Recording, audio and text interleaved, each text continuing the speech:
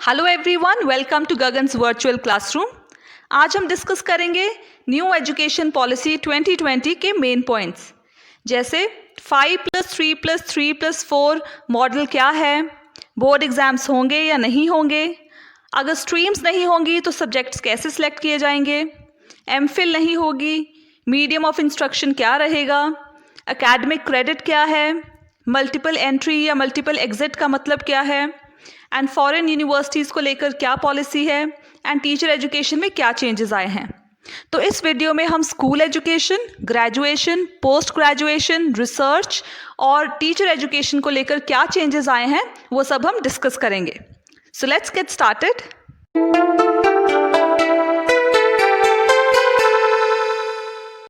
किसी भी कंट्री की ग्रोथ या डेवलपमेंट में एजुकेशन बहुत बड़ा रोल प्ले करती है, तो ये इम्पॉर्टेंट है कि जो एजुकेशन पॉलिसी है वो समय के हिसाब से चेंज होती रहे।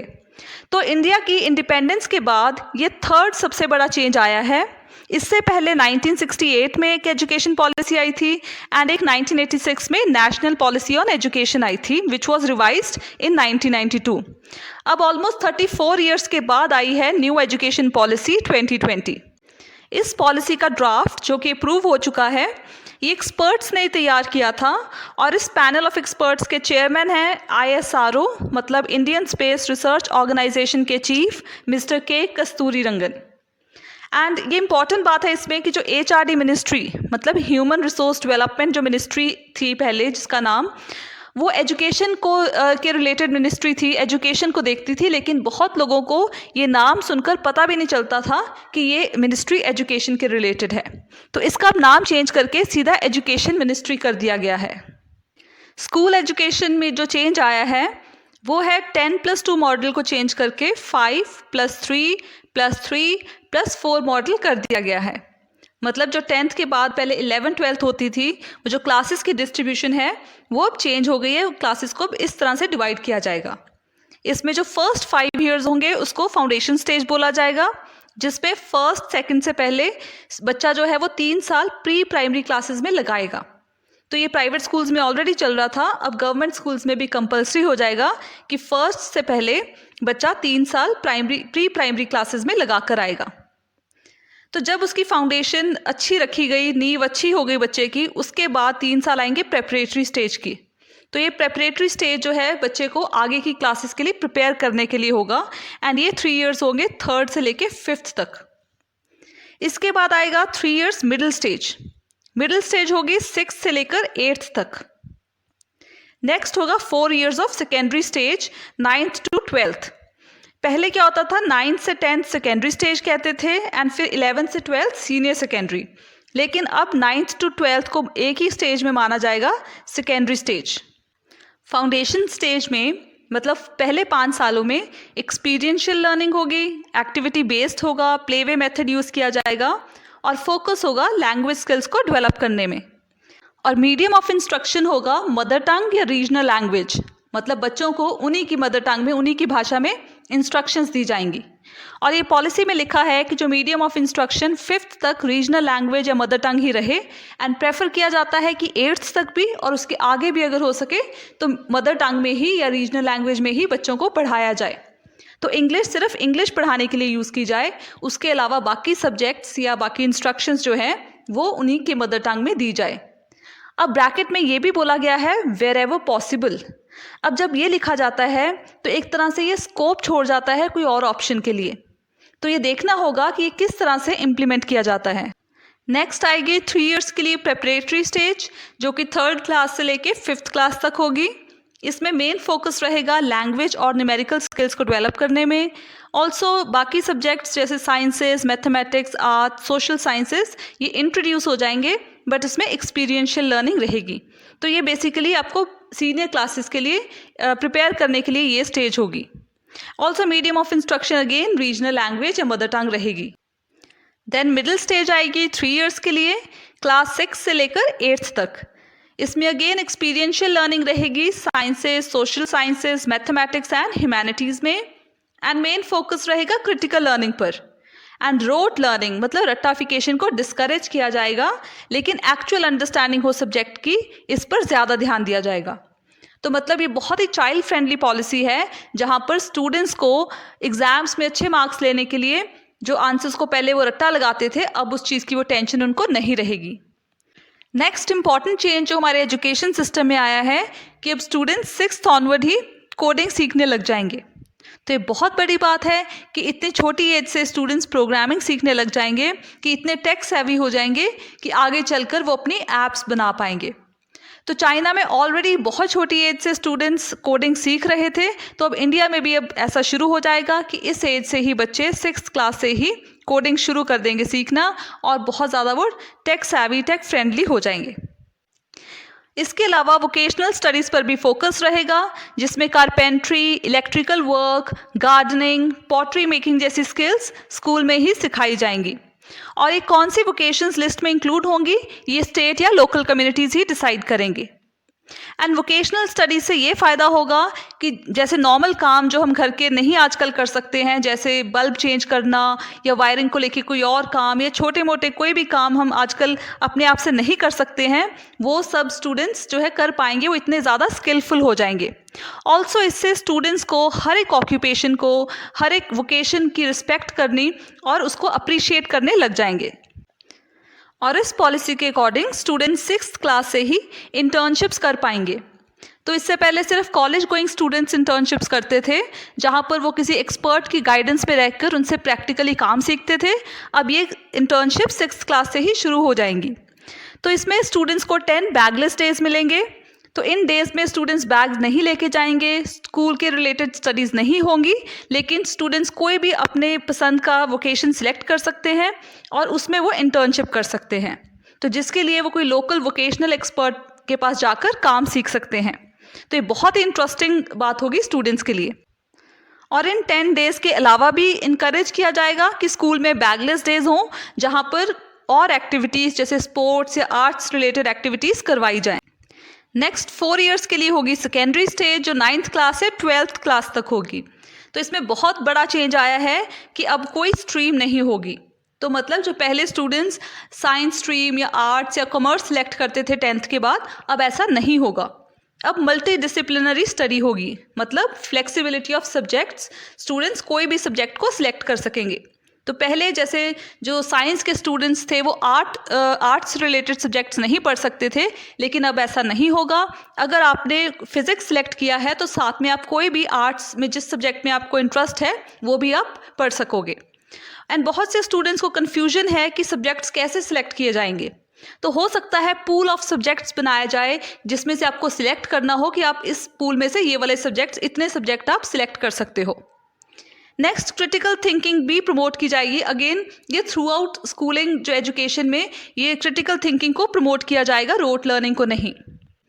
इस न्यू पॉलिसी में स्टूडेंट्स का स्ट्रेस, उनकी टेंशन कम करने के लिए बोर्ड्स को लेस इंपॉर्टेंस दी गई है। तो बहुत से स्टूडेंट्स को कन्फ्यूजन है कि बोर्ड्स होंगे या नहीं होंगे। तो ऐसा नहीं है कि ये कम्प्लीटली फिनिश हो जाएंगे, होंगे बोर्ड्स, लेकिन इसकी इम्पॉर्टेंस इतनी नहीं होगी। मतलब अब स्टूडेंट्स को इतनी टेंशन नहीं रहेगी कि उनको रट्टा लगा के जो एग्ज़ाम देने हैं, क्योंकि इसमें सिर्फ कोर कम्पिटेंसी, मतलब जो बेसिक जो नॉलेज होनी चाहिए वो टेस्ट की जाएगी सब्जेक्ट्स को लेके। एंड इसमें बहुत से ऑप्शंस है बोर्ड्स का जो स्ट्रेस, स्टूडेंट्स को टेंशन कम करने के लिए। हो सकता है इसमें एनुअल सिस्टम की जगह सेमेस्टर सिस्टम हो जाए, या फिर सब्जेक्ट को 2 लेवल में डिवाइड कर दिया जाए, जैसे मैथ्स में ऑलरेडी एक standard and basic option available है, या फिर 2 पार्ट्स में एग्ज़ाम हो, जैसे कोई ऑब्जेक्टिव टाइप या डिस्क्रिप्टिव टाइप। तो ऐसे बहुत से ऑप्शंस हैं जिससे बोर्ड्स को लेस स्ट्रेसफुल बनाया जा सकता है। अब हम कुछ ऐसे पॉइंट्स डिस्कस करेंगे जो ओवरऑल स्कूल एजुकेशन में जो चेंजेस आई हैं वो डिस्कस करेंगे। तो सबसे पहले 3 languages to be learned, of which at least 2 to be Indian native languages. तो अब हर एक बच्चे को एटलीस्ट 3 लैंग्वेजेस सीखनी होगी, जिसमें 2 लैंग्वेज कम से कम इंडियन नेटिव लैंग्वेज होनी चाहिए। तो ये 3 लैंग्वेज फॉर्मूला सबसे पहले 1968 में लेकर आए थे। इसमें स्टूडेंट्स को 3 लैंग्वेजेस सीखनी होती थी, and non Hindi speaking states में एटलीस्ट जो 1 लैंग्वेज थी वो हिंदी होनी चाहिए थी। लेकिन वो साउथ में इसको रिजेक्ट कर दिया गया, उन्होंने इसको नहीं इम्प्लीमेंट किया, एंड वहाँ पर 2 लैंग्वेज फॉर्मूला ही उन्होंने यूज़ किया। अब इन्होंने इस 3 लैंग्वेजेस फॉर्मूला में थोड़ा चेंज किया है, इसमें हिंदी कंपल्सरी नहीं की। तो क्योंकि जो साउथ की स्टेट्स बहुत ऑब्जेक्ट कर रही थी, तो उन्होंने हिंदी को कंपलसरी नहीं रखा। उन्होंने कोई भी टू लैंग्वेजेस जो इंडियन नेटिव लैंग्वेज हो वो सीखने का ऑप्शन दे दिया है। लेकिन इस पर भी तमिलनाडु के चीफ मिनिस्टर का रिसेंटली रिएक्शन आया है कि वो 3 लैंग्वेजेस फॉर्मूला अडॉप्ट नहीं करेंगे एंड वो कंटिन्यू रखेंगे अपनी 2 लैंग्वेज पॉलिसी। तो देखना होगा ये 3 लैंग्वेजेस फॉर्मूला कैसे इंप्लीमेंट किया जाएगा। नेक्स्ट है curriculum content to be reduced in each subject to its core essential. तो ये बहुत ही अच्छी न्यूज़ है स्टूडेंट्स के लिए कि जो बहुत सारे सब्जेक्ट्स में इतने चैप्टर्स हम पहले पढ़ते थे उनमें से काफ़ी चैप्टर्स रिमूव कर दिए जाएंगे, तो सिलेबस रिड्यूस होगा एंड सिर्फ कोर एसेंशियल जो सिर्फ इंपॉर्टेंट चीज़ है जो स्टूडेंट्स को आनी चाहिए किसी भी सब्जेक्ट के रिलेटेड वही रखी जाएंगी। एक्स्ट्रा जो है एक्स्ट्रा चैप्टर्स रिमूव कर दिए जाएंगे। Next, national and state open schools में अब 3rd, 5th और 8th क्लास के रिलेटेड भी कोर्सेज अवेलेबल होंगे। 360 degree holistic report card mentioning about child skills. तो अब जो रिपोर्ट कार्ड है वो भी कम्प्लीटली चेंज हो जाएगा। जो पहले रिपोर्ट कार्ड था जिसमें सिर्फ सब्जेक्ट के सामने मार्क्स या ग्रेड्स या पास फेल मेंशन होता था, अब ऐसा नहीं होगा। अब ईच लर्नर की यूनिकनेस को ध्यान में रखते हुए हर एक बच्चे की वो किस चीज़ में अच्छा है या कौन सी स्किल है उसमें ये सब मेंशन्ड होगा। तो ऐसा जो है ये ऑलरेडी कई प्राइवेट अच्छे स्कूल्स में ऐसा ही रिपोर्ट कार्ड मिलता है। अब ये कंपलसरी हो जाएगा कि ये रिपोर्ट कार्ड हर एक स्कूल में होलिस्टिक जो रिपोर्ट कार्ड मिले जिसमें हर एक बच्चे की पूरी रिपोर्ट दी जाए। अब हम बात करेंगे ग्रेजुएशन की। तो 12th के बाद स्टूडेंट्स की 3 या 4 सालों के बाद बैचलर्स डिग्री कंप्लीट हो जाएगी। तो ऐसे पहले भी होता था, लेकिन अब इसमें सबसे बड़ा चेंज क्या आया है कि अब multiple entry exit options available हैं। मतलब स्टूडेंट्स कभी भी एंटर कर सकता है और कभी भी एग्जिट कर सकता है, मतलब कोर्स कभी भी बीच में छोड़ सकता है। पहले क्या होता था, अगर स्टूडेंट्स ने जितने साल का कोर्स होता था वो कंप्लीट नहीं किया होता तो उसको डिग्री नहीं मिलती थी। अगर वो बीच में छोड़ देता था कोर्स तो उसके वो साल वेस्ट जाते थे। सपोज़ करो आपने 2 इयर्स के लिए कोर्स किया फिर छोड़ दिया तो आपको डिग्री नहीं मिलेगी, आपके 2 साल वेस्ट जाएंगे। लेकिन अब ऐसा नहीं है। अब अगर आप फर्स्ट ईयर के बाद छोड़ देते हो कोर्स तो वो सर्टिफिकेट कोर्स माना जाएगा, इसका भी आपको सर्टिफिकेट मिलेगा। अगर आप सेकेंड ईयर के बाद छोड़ दोगे कोर्स तो आपको डिप्लोमा दिया जाएगा, डिप्लोमा माना जाएगा। एंड 3rd ईयर के बाद आपकी डिग्री कंप्लीट हो जाएगी। एंड अगर आप 4 इयर्स तक करते हो तो डिग्री विद रिसर्च हो जाएगी, अगर आपने किसी मेजर सब्जेक्ट में रिसर्च की होगी। तो इसका मतलब आप कभी भी आप एग्जिट कर दोगे तो आपके ईयर वो वेस्ट नहीं जाएगा। ऑल्सो अगर आप बाई चांस बीच में आपने 2 इयर्स के बाद छोड़ दिया एंड बाद में फिर आप कंटिन्यू करना चाहते हो तो आप कभी भी एंट्री कर सकते हो और आप अपने बाकी के साल कंप्लीट कर सकते हो। तो ये बहुत ही ज़्यादा फ़ायदे वाली बात है स्टूडेंट्स के लिए। अगेन यहाँ भी फ्लेक्सिबिलिटी होगी ऑन चूजिंग सब्जेक्ट्स, क्योंकि अब 11th 12th में अब स्ट्रीम ख़त्म हो जाएगी, तो वैसे ही ग्रेजुएशन में भी कुछ ऐसा स्ट्रीम नहीं होगा। आपको अलग अलग सब्जेक्ट्स में से सिलेक्ट करना होगा कि आप कौन से सब्जेक्ट्स में डिग्री करना चाहते हो। नेक्स्ट हम बात करेंगे मास्टर्स डिग्री की, जो कि 1 या 2 साल की होगी। तो मास्टर्स प्रोग्राम 2 इयर्स का होगा अगर आपने 3 इयर्स की ग्रेजुएट डिग्री की होगी, लेकिन अगर आपने 4 इयर्स की बैचलर्स डिग्री विद रिसर्च की होगी तो आपकी मास्टर सिर्फ 1 साल के लिए होगी। नेक्स्ट आते हैं हम पीएचडी पर, रिसर्च पर। अब एमफिल ख़त्म हो चुकी है। पहले जो हम मास्टर्स के बाद एमफिल करते थे वो बिल्कुल ख़त्म कर दी गई है। अब सीधा हम पीएचडी कर पाएंगे। एंड इसमें पीएचडी में आपको एटलीस्ट मास्टर्स डिग्री की होनी चाहिए या फिर 4 इयर्स की बैचलर्स डिग्री विद रिसर्च। मतलब जिस स्टूडेंट ने बैचलर्स डिग्री में जो रिसर्च भी साथ में की थी 4 इयर्स की बैचलर्स डिग्री, वो उसके बाद सीधा पीएचडी कर पाएगा। एंड अब एक कॉमन एंट्रेंस एग्जाम होगा यूनिवर्सिटी एंट्रेंस के लिए। मतलब एक नेशनल टेस्टिंग एजेंसी कोई कॉमन एप्टीट्यूड टेस्ट कंडक्ट करवाएगी कॉलेज में एंट्री के लिए 12th के बाद। तो मतलब इससे हमें ये भी पता लगता है कि बोर्ड की जो वैल्यू है बोर्ड के मार्क्स की वो कम हो जाएगी, तो इतनी इंपॉर्टेंस नहीं रहेगी, क्योंकि एक सेपरेट टेस्ट होगा पूरे इंडिया में स्टूडेंट्स के लिए जिसके बेसिस पर वो कॉलेज में एडमिशन ले पाएंगे। अब हम कुछ और कॉमन चेंजेस डिस्कस करेंगे जो दोनों school education and higher education में देखने को मिलेंगी। तो सबसे पहले academic bank of credits to store credits digitally. तो अब एक ऐसा एकेडमिक बैंक होगा जिसमें हम जो भी कोर्स करते जाएंगे उसके जो क्रेडिट, उसके पॉइंट्स जो होंगे वो उसमें स्टोर होते जाएंगे। मतलब हर एक डिग्री जो हर एक कोर्स हम करेंगे उसके कुछ पॉइंट्स होंगे जो हमें मिलते जाएंगे, और वो पॉइंट्स हमारा कोर्स ख़त्म होने के बाद हमारा जो एकेडमिक बैंक होगा उसमें वो ऐड ऑन होते जाएंगे। तो ये सब कुछ ऑनलाइन होगा, डिजिटल होगा। अगर हम आगे जाएंगे कभी कोई जॉब के लिए तो वो हमारा एकेडमिक बैंक खोलकर देख पाएंगे कि हमने कितने क्रेडिट्स टोटल स्कोर किए हैं। मतलब हमारा कोई भी कोर्स किया हुआ वेस्ट नहीं जाएगा, हर एक कोर्स के पॉइंट्स ऐड ऑन होकर हमारे एकेडमिक बैंक में जुड़ते जाएंगे। नेक्स्ट है online courses for both school and higher education. तो बहुत ही लार्ज स्केल पर ऑनलाइन कोर्सेज डेवलप होंगे दोनों स्कूल और हायर एजुकेशन में। तो ऑनलाइन एजुकेशन को बहुत ज़्यादा इंपॉर्टेंस दी जाएगी। And E content in regional language. तो अभी तक ज़्यादातर जो कोर्सेज अवेलेबल होते हैं ऑनलाइन इंग्लिश में होते हैं, लेकिन अब वो इंग्लिश और हिंदी के अलावा 8 अदर मेजर इंडियन लैंग्वेजेस में भी ई कंटेंट डेवलप किया जाएगा। अब वन बॉडी जो कि HECI के नाम से होगी, higher education commission of India, for entire higher education. मतलब सारे जो हायर एजुकेशन के लिए अब एक ही बॉडी होगी, उसको मॉनिटर करने के लिए, उसको सुपरवाइज करने के लिए। सिर्फ जो मेडिकल और जो लीगल एजुकेशन है इसके लिए नहीं होगी, बिकॉज ये जो कम्प्लीटली डिफरेंट स्ट्रीम्स हैं, डिफरेंट कोर्सेज, डिफरेंट एजुकेशन होती है मेडिकल और लीगल की। तो इसके अलावा बाकी सब कॉलेजेस की, बाकी सब हायर एजुकेशन के लिए एक ही बॉडी होगी। ऑल्सो न्यू एजुकेशन पॉलिसी के अकॉर्डिंग जहाँ पर वर्ल्ड की टॉप 100 यूनिवर्सिटीज़ में से कुछ सिलेक्ट यूनिवर्सिटीज़ को, फॉरेन यूनिवर्सिटीज़ को इनकरेज किया जाएगा कि वो इंडिया में कैंपसेस सेटअप करें। वहीं पर इंडिया की जो हाई परफॉर्मिंग यूनिवर्सिटीज़ होंगी उन्हें भी इनकरेज किया जाएगा कि वो दूसरी कंट्रीज़ में अपने कैंपसेस सेटअप कर सकें। तो ऐसा ही कुछ बिल 2010 में यूपीए गवर्नमेंट भी लेकर आई थी, लेकिन उस टाइम प्रेजेंट गवर्नमेंट ने इसको अपोज किया था, ये बोल के कि इसमें एजुकेशन की कॉस्ट इंक्रीज़ हो जाएगी, ज़्यादा हो जाएगी और नॉर्मल लोग इसमें जो एजुकेशन अफोर्ड नहीं कर पाएंगे। लेकिन अब शायद स्टैंड चेंज हो गया है, लेकिन इसमें कुछ चेंजेस किए होंगे, बिकॉज पहले जो यूपीए गवर्नमेंट जब लेकर आई थी तो उन्होंने ये कंपल्सरी किया था फॉरेन यूनिवर्सिटीज़ के लिए कि उनको एटलीस्ट 50 करोड़ का फंड मेंटेन करना होगा।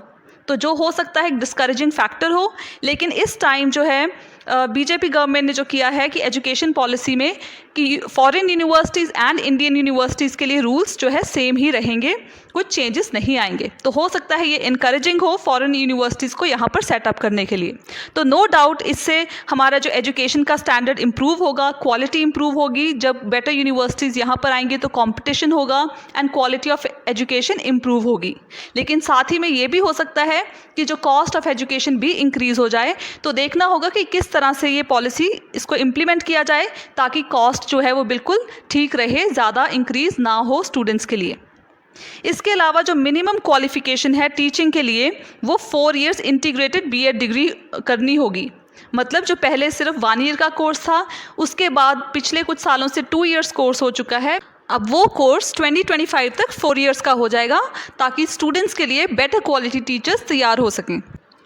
तो ये न्यू एजुकेशन पॉलिसी ओवरऑल बहुत ही अच्छी एंड चाइल्ड फ्रेंडली पॉलिसी है, लेकिन किसी भी पॉलिसी को सक्सेसफुल होने के लिए ये बहुत इंपॉर्टेंट है कि वो इफ़ेक्टिवली इम्प्लीमेंट भी हो सके। तो आई होप ये पॉलिसी अच्छे से इम्प्लीमेंट हो जाए ताकि हमें आने वाले सालों में एजुकेशन सेक्टर में बहुत सी इम्प्रूवमेंट देखने को मिले। Thank you.